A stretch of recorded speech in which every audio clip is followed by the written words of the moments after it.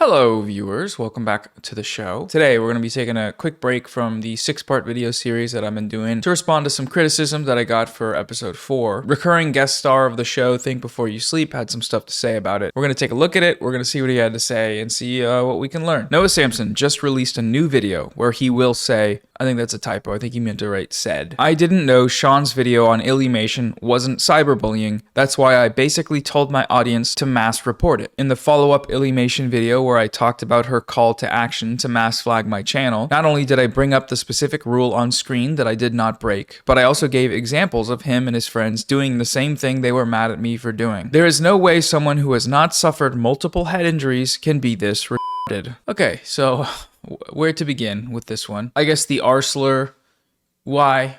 Why use that? I'm pretty sure this guy's like 35.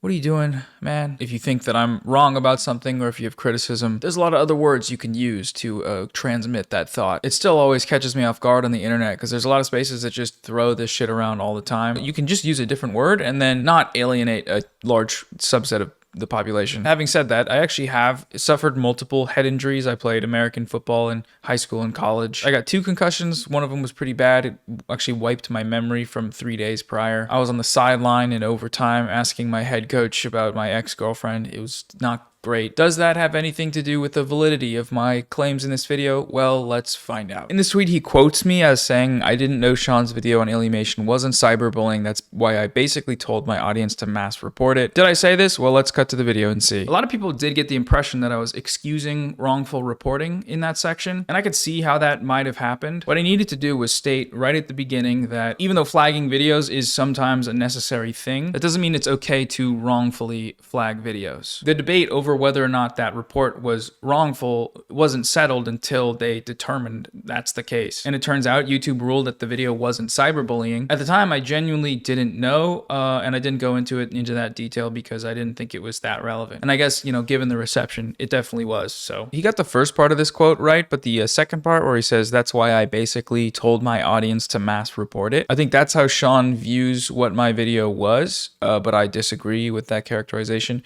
which is why I didn't say it. So I don't know why he's quoting me as saying that. Like when he watches that clip, somewhere in there he hears me justify telling people to report his video, but that's not in the, I didn't do that. So I don't know where that voice in his head is coming from, but in his second video, Sean did pull up some of YouTube's rules. Speaking of YouTube rules, and as someone who regularly reads them, I know that my video doesn't break any of them in the hate speech policy or the harassment and cyberbullying policy. The rule he shows says, repeatedly showing pictures of someone and then making statements like, look at this creature's teeth, they're so disgusting, with similar commentary targeting intrinsic attributes throughout the video. He added a caption, he said, actually watch the video, Alyssa, I did not break this rule and I never break this rule unless you being bad at makeup is an intrinsic attribute. Your friend is terrible at reporting information accurately and I never called you ugly. Dude, lunch table gossip, man.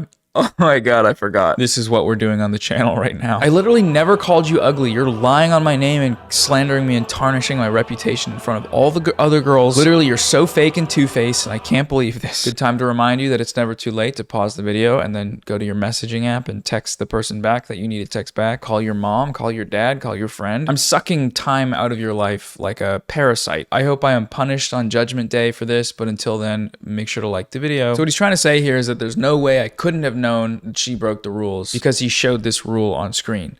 And no, I saw that part.